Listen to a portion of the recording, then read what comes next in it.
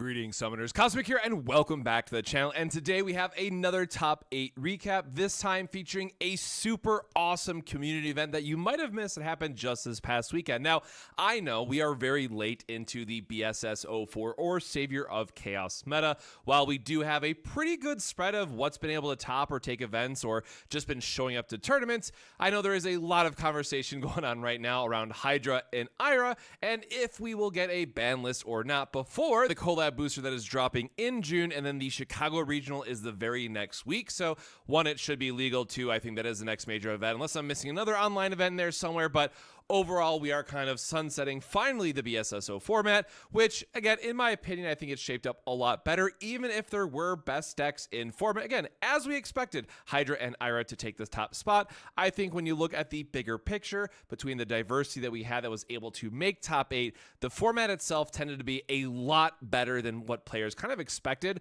once we actually got to see some of the testing and some of the lists. So with that said, yes, this top 8 does look pretty similar to what we've seen in previous events. However, top 4 was 4 different decks, and I think that is super cool, as well as a deck that a lot of people slept on for this entire format. And honestly, I think it is pretty great to play. So again, huge shout out to that player who took it to a top 4 finish, which we will talk about shortly. So now let's get into these lists. Of course, this was based on Limitless, and thanks so much to the Battle Core guys for sending this link over to me, as well as Main Deck Masters and the Nexus guys for casting events and having a great time. Really, this was a community celebration, but also I don't have other names to use other than what was in Limitless. So again, take that with a grain of salt. There's going to be a mix of names in here, but your champion was Pentenchick playing the all-in combo Ira variant, right? Having the Volcanic Canyons to help filter through your deck, the Big Bang Energy, which is going to reduce a lot of stuff, and then you can slam down the Ira, slam down the Nova, wipe the board, draw a bunch of cards, heal up.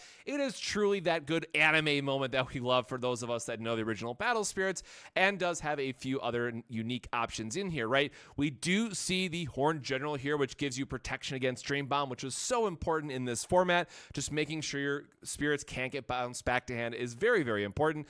We have the Gray, which is just the 5th copy of Big Bang Energy, it turns out. And then even the one of Dark Bishop Baculus, which we've seen going all the way back to set 1, so a year ago, still seeing the Baculus into Nova Tech, because it's going to reduce your opponent's cores on their spirits down to 1 and make it so Nova can actually kill multiple things, as well as just being the Sen 6 fodder. Now, of course, you won't get the heal, but you still will be able to get the board clear, which by having an Ice Shield or maybe going into another Nova on the next turn, you will get the heal and you will be able to stabilize.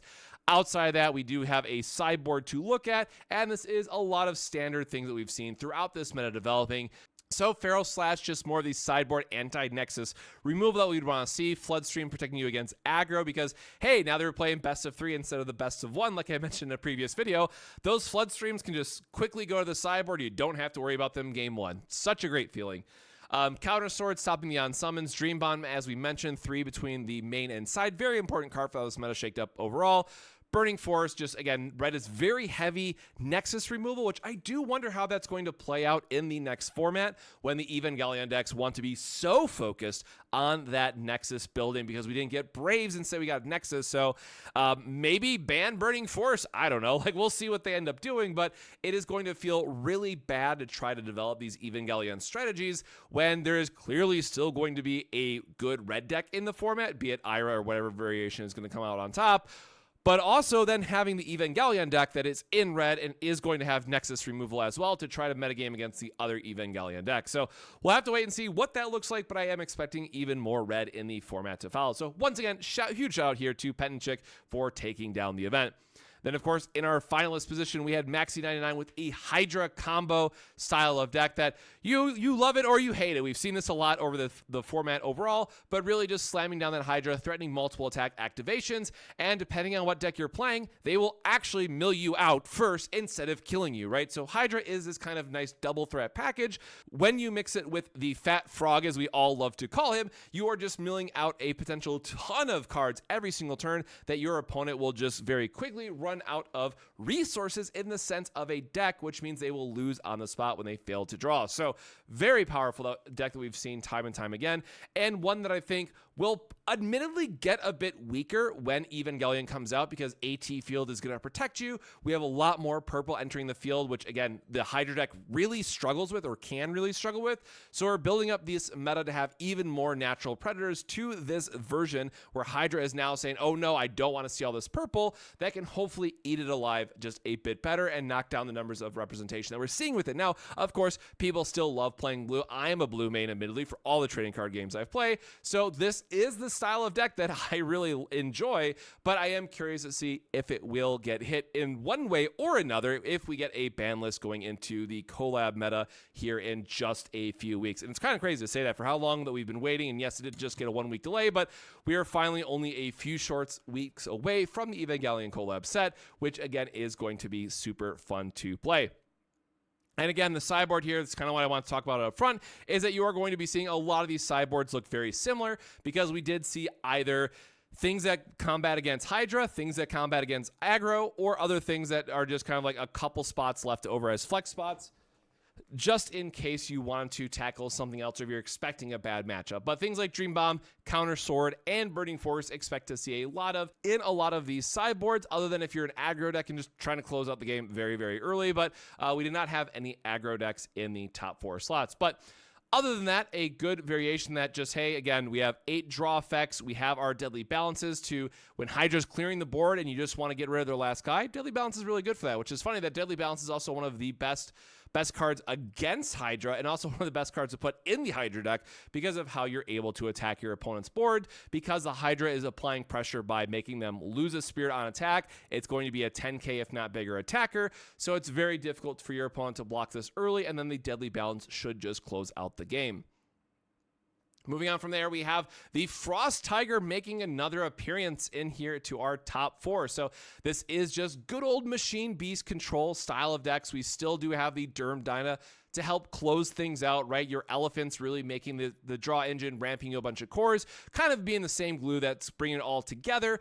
And a lot of this does remain the same from its core package that we've seen time and time again. But a quick shout out to the 2 of Dustswarm Dragon, because I love this card, and this is where I really expected to see it more in other decks in the format being Splash, because it is just a 5k removal when you want to get pushed down to 3 life very, very quickly. Like, it's very easy for other decks to play this, but if I'm not mistaken, other than like, you know, the Smag decks and stuff like that we're going to talk about in a minute, it's very rare that we got to see this pop up as like a 2 of, unless it was in the sideboard for a lot of cases. But from a main deck inclusion, I think this is one of the first times that we've seen it. So I'd love to hear how that worked out for over the course of the tournament, because I figured it would be a good pick. Now, outside of that, we do have more of the traditional white control pieces, like Suppression allows you to block while exhausted, get the plus 3k power, make sure that you're able to hold down the fort. And then, of course, Inescapable Avalanche is the other white bounce card that we've seen to try to, you know, reset Hydra a turn, or maybe they just have another spirit that's coming at you that you really need to just delay for a single turn so you can line up your Derm Dyna lethals or just establish your board more. Inescapable Avalanche for only the cost of 2 in this deck is a real MVP. Outside of that, we do have the Peggy Scion, which is good for your just anti-aggro early aggressive strategies, and then having the Flood Streams as a 2-1 split here, being able to just give a nod to that as well and saying like, hey, I really want to protect ourselves just in case we see an aggro deck, because the Peggy Scion can't always protect you, especially with some of the aggro decks being a little bit higher than that 4k BP. Other than that, we see Fula for the core protection, Capybot, I'm assuming just for the armor blue and being able to protect other stuff, another copy of Inescapable Avalanche, and then, of course, we have Red Eric, which is just a huge bounce ability. So just a great card that if you're expecting more of a mid-range or control style of format, this guy can be quite good at just clearing up the board to make sure your swings are getting through and apply a little bit more pressure. And then, no surprise, Counter Sword and Floodstream rounding it out. Now, the last top 4 deck, and again, huge shout out to Ayumu, is the Tokwa deck. And Prey Birds is just such a fun list to play that, quite honestly, this ended up being my favorite deck in set 4 just to like play, and also it is pretty good in my opinion.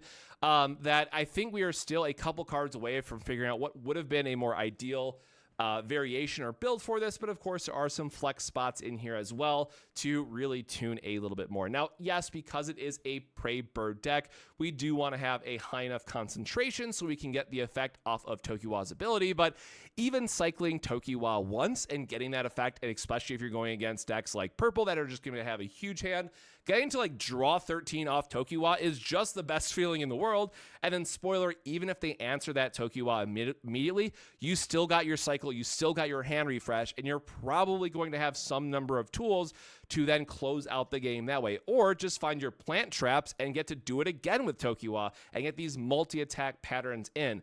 Outside of that, of course, Scoop Owl has been sort of an MVP in this format with just helping to slow down the aggro decks, give you a flash blocker against Hydra, and just in general, I think the one we go back to is Bark Bait, and just being able to on destroy, get to play something for free and cheat something to play, be it your 4-cost bird to go into your Tokiwa to surprise your opponent with like a Scoop Owl, whatever it might be. There's a lot of flex options that this can give, and really just gives you a little bit more gameplay on your opponent's turn. And this kind of goes back to what it really, for me, boils down to. I so wish that we had burst spirits in this game already. The fact that we're not getting them in set 5 does bum me out quite a bit, but I think it is something that would add an additional complexity layer and interaction layer with our opponents that I think a lot of people would really appreciate. But for now, between the Bark Maiden and Hidden Leaf Elf, if you want to play that, is kind of the closest that we are getting, at least for now. So in this deck, it really is just get your early ramp, try to get some early nexuses down, play a little bit more defensively until you can find the Tokiwa, get in a couple chip damage where you can early, and then Tokiwa being able to get that tap down board effect and then present lethal because you can untap it a lot of times, right?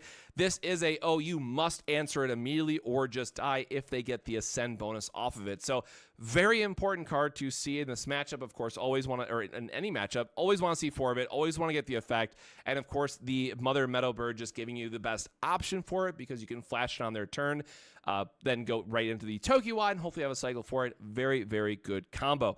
Now, outside of that, we do see a little Ira hiding in the sideboard here for just wanting to surprise your opponent. Again, Ira itself is just a good card, especially if your opponent doesn't expect it, and then you just get to board clear and get all that extra value. I mean, again, the one downside for green in general is that you often do not have a hand because hand reversal is not a thing in BSS, so you have to rely on things like the Tokiwa cycle, or again, if your opponent's not expecting it, the Ira coming down and getting you a bunch of card draw that way can be huge after you just spent all these turns ramping and kind of building up your resources and just looking for that payoff. Other than that, Beldegor, recycling from the graveyard, always very important. Thorn Prison, just more ways to clear the board. And then more Tokis just as a flex spot and kind of coming in and out of this list overall.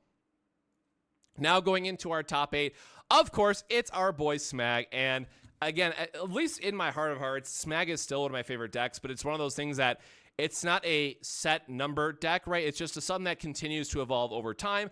I'm sure we're going to see a new version of it in set 5 once we get like Astrals and all that, just because it is a card that can provide so much value. So huge shout here to Matt for their top 8 finish. We've seen Smag quite a few times make the top cut, but in general, this is just a multicolor good stuff deck for those that don't know. And you still have things like Ira at the top end that is going to be able to draw you a bunch of cards and be a double symbol threat when you really need to help push some damage. So with that in mind, of course, we still have things like the 7 ramp plus the Alrune. So getting your early game ramp plan online. Sometimes you play an early Smag just for the reduction. Don't always hold it just for like the big payoff of, I got a core and a draw, right? Sometimes you just want those early reductions on board. Andromeda being really great for the Nexus removal and also just a good control piece. Sometimes you just want a 10k confront, it turns out, and Andromeda does a great job of that because we're getting all these extra cores. We can afford to put the 5 cores on this much easier than a lot of other decks. Now, we all will also notice here that they elect to go back to the Curse combo of Dark Bishop Baculus into Curse Dragon, which is then going to ramp you even more cores, but be a great board clear option for when you're not always getting to see your Andromeda. And then other than that, we're just playing the best spells in the game, the deck, basically, right? We have Strong Draw for filtering. We have Deadly Balance, which is our Edict effect. Ice Shield, Strong Draw, the duo that we've seen time and time again as the format continues to evolve, and then Dream Bomb and Flood Streams, which we've already covered on other lists. So just very standard spell package, what we'd expect, as well as some extra copies for some flex spots in the sideboard. And then last but not least, we have a mill deck or crush deck making it into top 8, which I love to see this. Something new, finally taking a top 8 spot of just getting to control the board, mill out your opponent, and where Hydra wants to do it while also applying pressure, sometimes you just need Medalla to close it out for you. Now, of course, we do have a lot of 1s and 2-ofs, but we do have things like Star Blast and Strong Draw to help us find some of those together. So yes, when I first looked at this list, there's a lot of 1s, 2s, and 3s to really try to figure out how this all comes together. But if you look back to some of the early stuff we've seen, right, the Bullet Dog getting us the cores, we have the Platoon, which is our early crush stuff, Block Golem, which is great for defenses, right? We have like this initial crush line and the nexuses that support it, but then also at your top end having the Medalla and the Nirvana to close it out, and just like a 1 of Colosseum Golem in case you want it, a 1 of Elephant, and then also a very interesting sideboard of kind of just more flex spots. So I would love to know kind of how these games on average went out, because it's like you try to play defensive if you probably see like the early mill stuff, and then they just go Medalla game, right? If you get all the nexuses out and online on time. But super cool list to see. I was very excited to, get one more new archetype up there, just getting into a top 8 cut, because overall I think this makes like 12 decks now that have made a top 8 cut. Somewhere, either community events, online events, or grand open events, kind of all are grand tours now, kind of all coming together. So with that, that is our top 8 look. And again, huge shout out and thanks to the various community members that made this all happen and had some amazing prizing kind of going into it. But also, now we have the burden of just waiting to see what happens with the collab set here in, I think, 3 weeks at the time of recording this. So it is going to be a little bit more of a hurry up and wait kind of plan. And of course, I'll do a box opening when I get my case of Evangelion. I'll do some more top 8s once we get there. I probably won't be going to Chicago, but I think I am going to go to Niagara for that event for Battle Spirits to try to get my Pro Tour invite. I'm still trying to plan out a couple other events this month, or I should say June, since we're right before June at the time of recording, try to figure out where things are going to go. But we'll have to wait and see where things lead up to that and kind of what my schedule is looking like to see what events I could ultimately go to. So with that, let me know what are your thoughts on the BSS04 meta. Are you super excited for Evangelion, or is it a skip for you and you're going to save your money for BSS05? Definitely let me know in the comments below. But until then, my friends, stay safe, stay hydrated, and I'll see you in the next one. Cheers.